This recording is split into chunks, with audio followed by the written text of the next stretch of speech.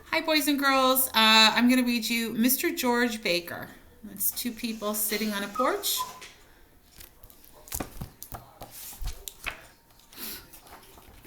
See this man? This one here sitting on the porch? That's Mr. George Baker, and he's 100 years old. No kidding. Oh, they're neighbors.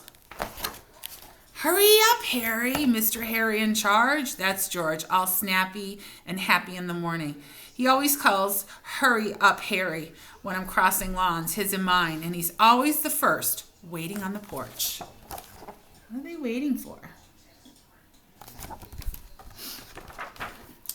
See his pants all baggy, baggy, baggy? That's what holds him up. Suspenders.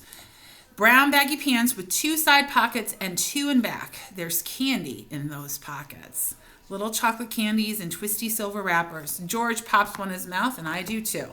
We wait on the porch and chew. They're friends. They're sharing. I like his crumpled hat and his long, stretchy legs. His shoes are crumpled too, with long shoelaces. Mine always come undone in the morning.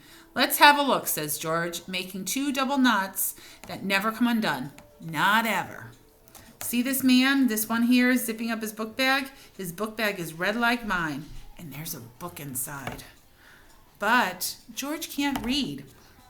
100 years old, and he never learned how. That must be corrected, said George. Can you imagine going through life not being able to read? What a hard life that must be. I really like his sweater, all hanging with 3 buttons. It's chilly in the morning, and we both hug our knees and wait. We wait, watching leaves blow off trees. They fly for a while, they float, they tumble for a while, they swoop.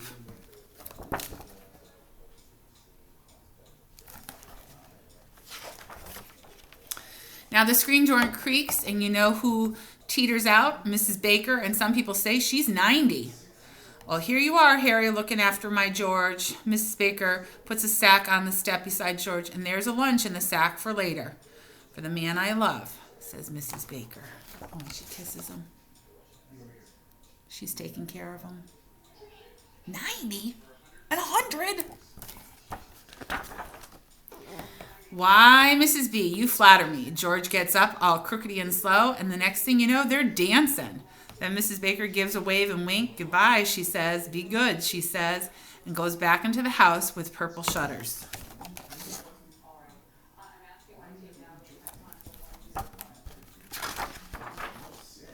George Baker and me, George Baker and I, we sit on the step and wait. Side by side we wait.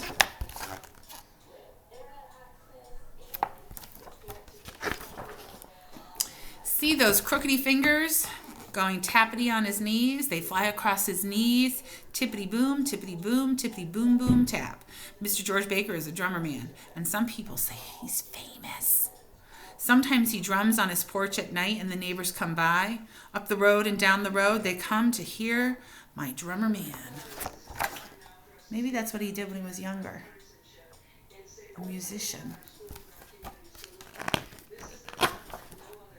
Shh, listen.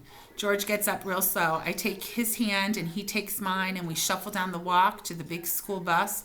Morning, says the driver. We've been waiting, answers George. There are 22 kids on the bus, plus 4 grown-ups on the bus. They all want George. Over here, they cry. Sit here, they say, but George sits with me each and every day. So he's popular. See this man, the one in room 7? That's Mr. George Baker, and he's 100 years old, no kidding. He's learning to read with the grown-ups in room 7, and my room is right down the hall. I'm learning too, and it's hard.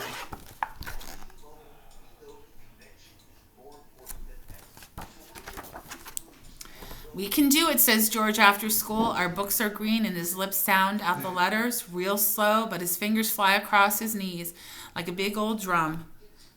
Tippity boom, tippity boom, tippity boom, boom, tap. You're never too old to learn how to read. I love it. Have a good day, boys and girls.